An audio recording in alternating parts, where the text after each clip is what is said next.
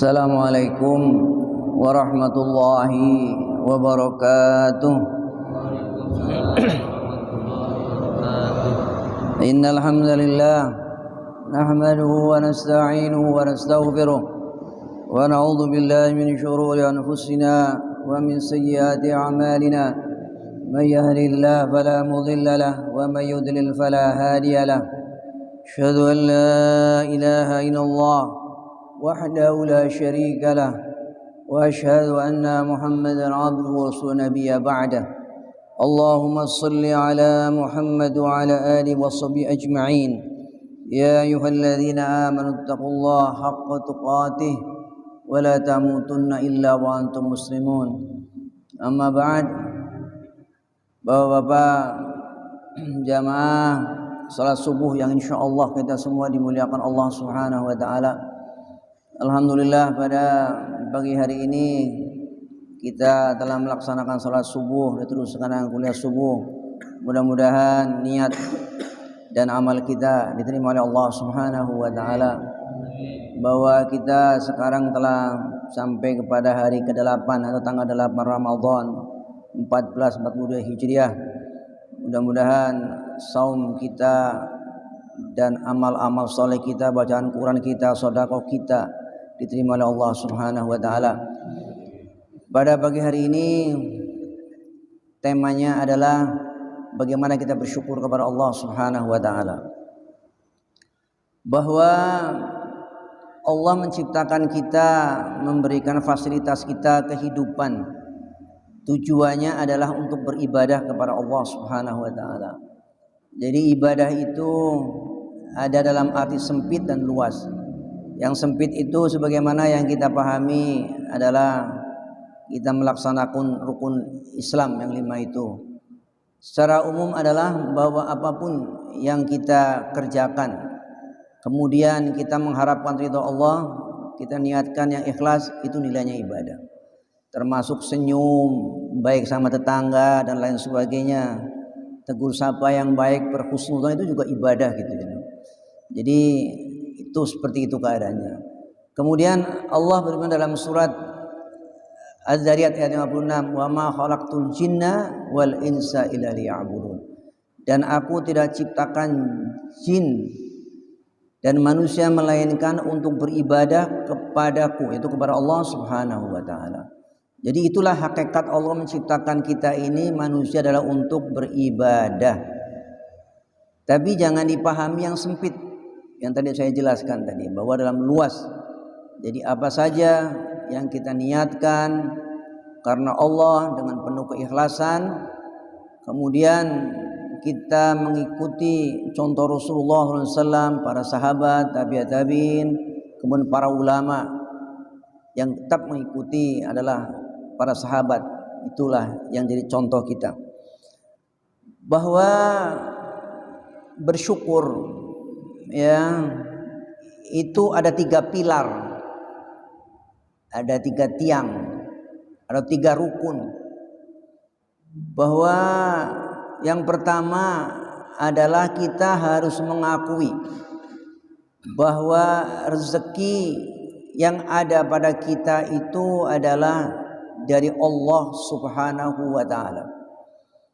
Jadi rezeki itu bukan berarti dipahamin berupa duit ya. Apa saja yang Allah berikan kepada kita kemudian kita nyaman, itu rezeki. Yang pokok adalah bahwa kita dijadikan menjadi orang Islam yang beriman, dan yang penting lagi Allah memberikan hidayah kepada kita. Karena sebagaimana kita sering baca, ihdinas siratal mustaqim, tunjukilah kami ke jalan yang lurus. Jalan yang lurus ya jalan yang mengantarkan kita kebahagiaan dunia dan akhirat. Bahagia di dunia sampai ke akhirat dan masuk surga gitu. Karena di akhirat itu ada 2, surga sama neraka. Jadi kita contohnya kita tujuan berpuasa ini beribadah kepada Allah. Dan kekhususannya puasa sendiri sampai Allah menciptakan pintu dalam surga namanya pintu Ar-Rayyan. Bayangan khusus untuk orang-orang yang berpuasa. Jadi orang berpuasa aja yang masuk ke pintu itu. Ar-Rayyan, Babur Rayyan. Jadi dan ini yang sering kita ucapkan, yaitu Rabbana atina fid dunya hasanah wa qina adzabannar. Supaya kita minta kepada Allah kebaikan di dunia dan di akhirat, dijauhi api neraka. Jadi kita harus mengakui bahwa apapun rezeki Allah berikan kepada kita adalah dari Allah Subhanahu wa taala. Itu pilar yang pertama. Yang kedua, setelah kita mengakui, kemudian artinya kalau mengakui adalah dengan hati. Yang kedua adalah dengan lisan, diucapkan dengan alhamdulillahi rabbil alamin. Jadi segala puja dan puja adalah milik Allah Subhanahu wa taala. Jadi kita seperti ini bisa duduk di majelis ilmu ini, kita bisa berpuasa, bisa sholat, bisa ibadah yang lain, itu semata-mata adalah pemberian dari Allah Subhanahu wa taala. Jadi bukan kemauan kita. Karena ada juga orang yang punya kemauan, ada orang yang punya kemauan ingin ke masjid udah berkali-kali, termasuk diajak oleh temannya, ayo kita ke masjid, tapi tidak tergerak hatinya. Nah, ini adalah faktor hidayah dari Allah Subhanahu wa taala. Innallaha yahdi man yasha. Allah itu memberikan hidayah kepada siapa yang dikehendaki. Dan Allah juga menyesatkan kepada seseorang kepada siapa kehendaki. Nah, inilah makanya nikmat iman dan Islam plus hidayah inilah yang bisa mengantarkan kita bisa seperti ini. Bisa kita berpuasa, bisa sholat 5 waktu di masjid, bisa sedekah, kita baik hubungan sama manusia, kemudian bertetangga juga baik, di keluarga juga baik. Ini semua adalah pemberian dari Allah SWT. Makanya kita selalu katakan la haula wa la quwwata illa billah. Tidak ada daya dan kekuatan melainkan dari Allah Subhanahu wa taala. Jadi kita sering ucapkan alhamdulillah dalam segala kebaikan. Kita memulai kebaikan dengan bismillah. Kita suruh baca bismillah. Apa saja yang baik. Supaya apa? Supaya yang kita kerjakan ada nilai ibadahnya. Karena kalau ada nilai ibadah ada hubungannya kepada Allah. Kalau sudah hubungan kepada Allah, maka Allah akan memberikan reward, akan memberikan pahala. Pahala di dunia apa? Hati kita tenang, puas, ridho ketetapan Allah SWT. Itu yang disebut dengan qanaah. Merasa cukup apa yang Allah berikan kepada kita. Apa kata Allah? Wa may yatawakkal 'ala Allah fa huwa hasbuh. Barang saya bertawakal kepada Allah, maka Allah akan mencukupi kebutuhan kita. Tujuan dari berpuasa menjadi orang yang bertakwa.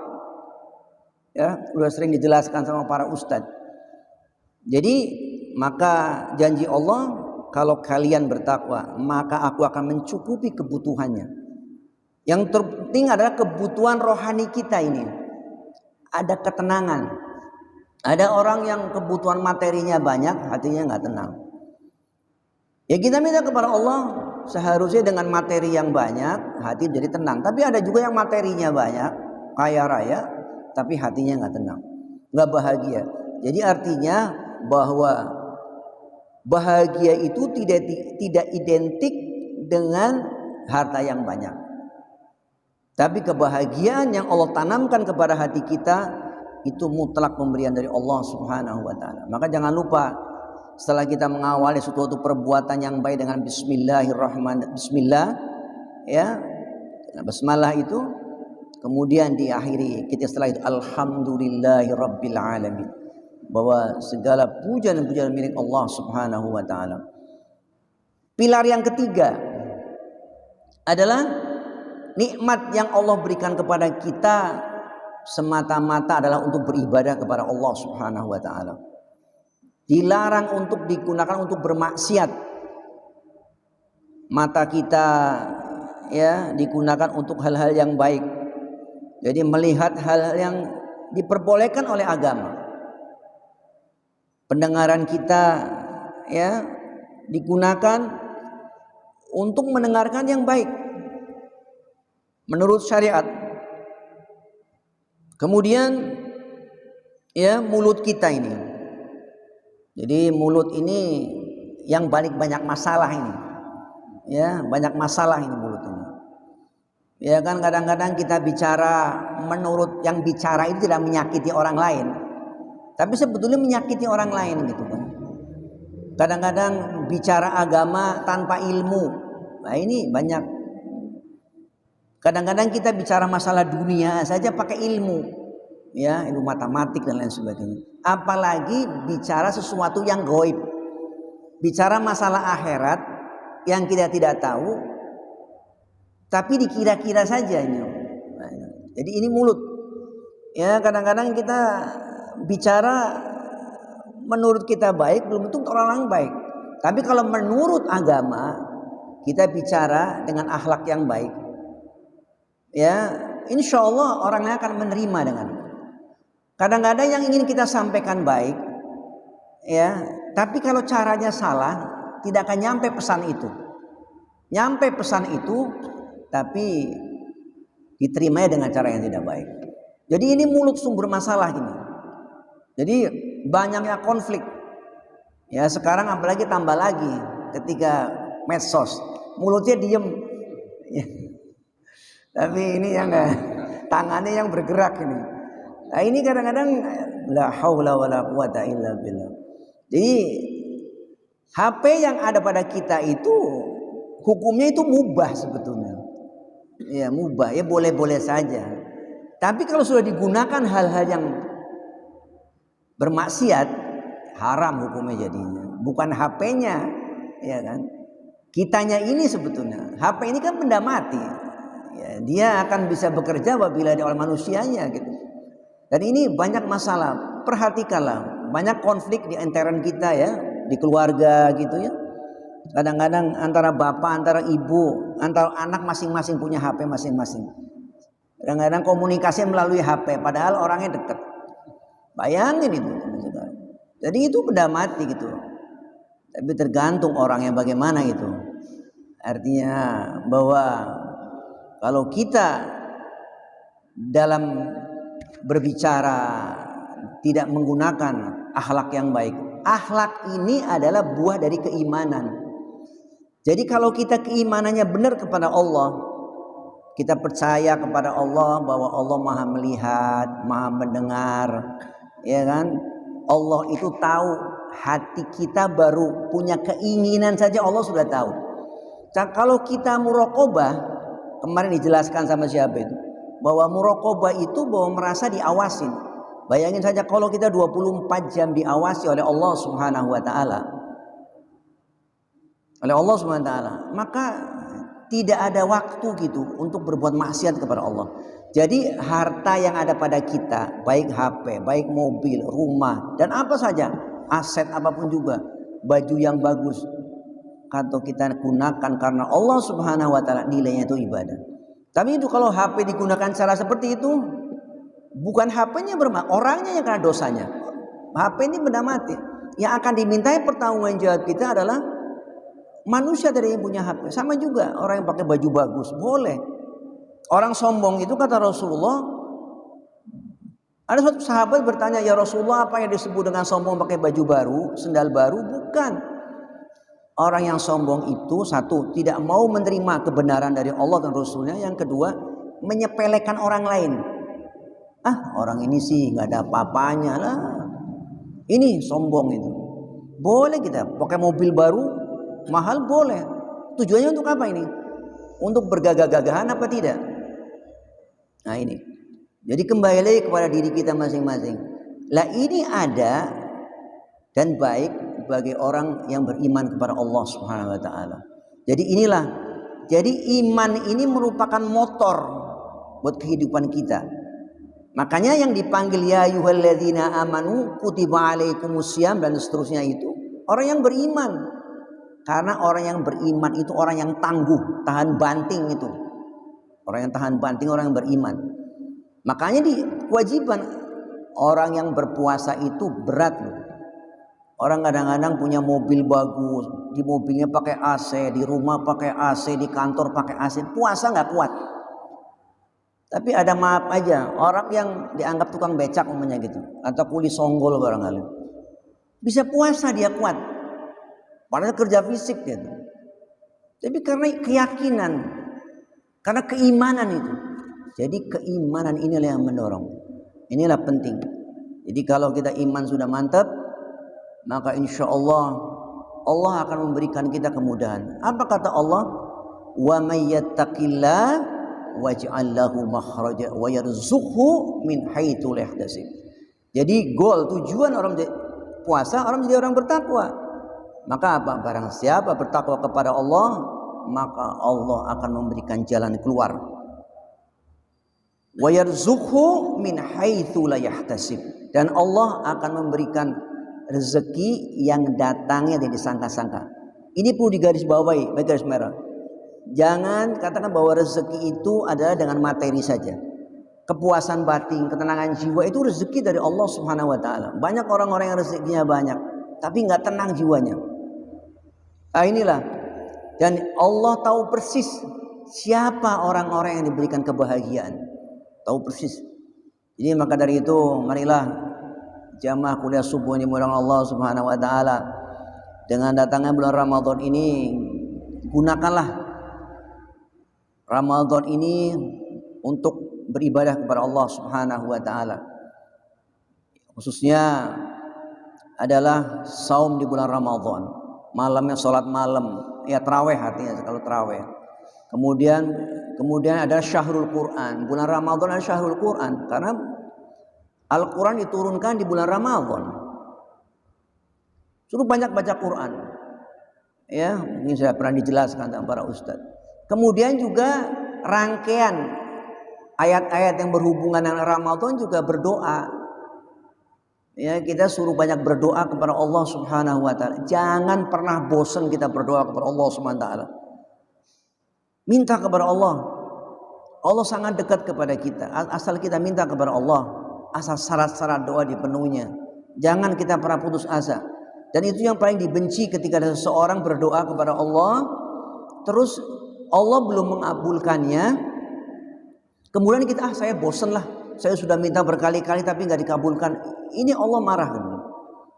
Jadi kita harus koreksi diri kita itu. Jadi ketika kita berdoa belum dikabulkan, Allah tahu persis. Karena pengabulan doa itu ada 3 tahap. Yang pertama itu doa itu akan dikabulkan kontan oleh Allah. Sekarang berdoa, nanti siang atau besok dikabulkan sama Allah. Yang pertama ini. Yang kedua, doa itu akan dikabulkan nanti ketika orang itu butuh. Kadang-kadang kita tidak tahu kebutuhannya akan datang, kita nggak tahu. Tapi Allah tahu. Ini orang kalau dikabulkan sekarang bermasalah ini. Nanti sajalah, dikabulkan nanti aja.